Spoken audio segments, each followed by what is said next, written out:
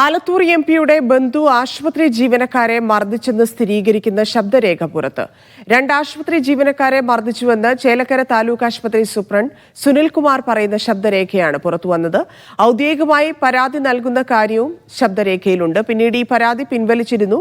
ചേലക്കര പോലീസിന് നൽകിയ പരാതി പിൻവലിക്കപ്പെട്ടതിന് പിന്നിൽ ഉന്നത ഇടപെടലെന്നാണ് ആരോപണം. ആശുപത്രിയിലെ കാഷ്വാലിറ്റിയുടെ മുമ്പിൽ മാർഗതടസ്സമായി കിടന്നിരുന്ന ഒരു ഓട്ടോറിക്ഷ നമ്മുടെ സെക്യൂരിറ്റി ജീവനക്കാരൻ മാറ്റിയിടാൻ പറയുകയും അതിനെ തുടർന്ന് അവിടെ ഒരു വാക്കുതർക്കം ഉണ്ടാകുകയും അത് തുടർന്ന് സെക്യൂരിറ്റി ജീവനക്കാരനെ കയ്യേറ്റം ചെയ്യുന്ന രീതിയിൽ ആ സംഭവം വളരുകയും ചെയ്തു. ഇതിൽ പുറമേ നിന്നും വന്ന ഒരു ഓട്ടോറിക്ഷക്കാരനും ഭാഗവാക്കുകളുണ്ടായി.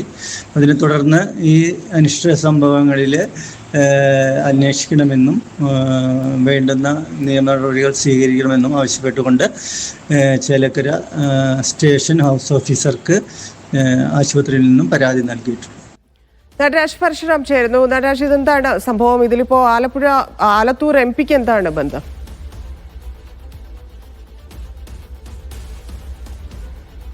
കഴിഞ്ഞ ദിവസം ഈ വാർത്ത മീഡിയ വൺ റിപ്പോർട്ട് ചെയ്തിരുന്നതാണ്. കഴിഞ്ഞ ദിവസമാണ് കെ രാധാകൃഷ്ണൻ ആലത്തൂർ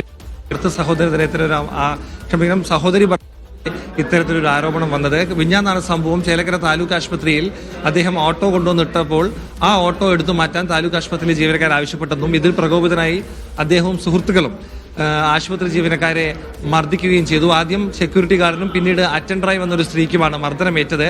തുടർന്ന് ഇവർ പരാതി നൽകുകയും ആശുപത്രി സൂപ്രണ്ട് ചേലക്കര പോലീസിൽ പരാതി നൽകുകയും ചെയ്തു.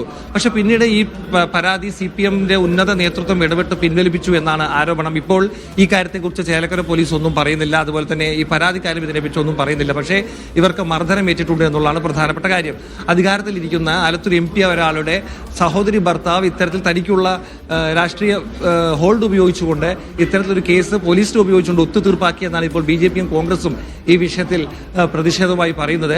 അതിന്റെ ശബ്ദരേഖയാണ് നമ്മൾ കേട്ടത്. ഈ ശബ്ദരേഖയിൽ ആശുപത്രി സൂപ്രണ്ട് വ്യക്തമായി പറയുന്നുണ്ട് ആശുപത്രി ജീവനക്കാർക്ക് ഇത്തരത്തിൽ മർദ്ദനമേറ്റുവെന്നും ഇക്കാര്യത്തിൽ പോലീസിന് പരാതി നൽകിയെന്നും പിന്നീട് ഈ പരാതിക്ക് എന്ത് സംഭവിച്ചു എന്ന കാര്യത്തിലാണ് ഇപ്പോഴും അവ്യക്തത തുടരുന്നത്. 2 പേർക്ക് മർദ്ദനമേറ്റ കാര്യമാണ്. ഇക്കാര്യത്തിൽ പോലും ഒരു നടപടി ഇനിയും ഇല്ല.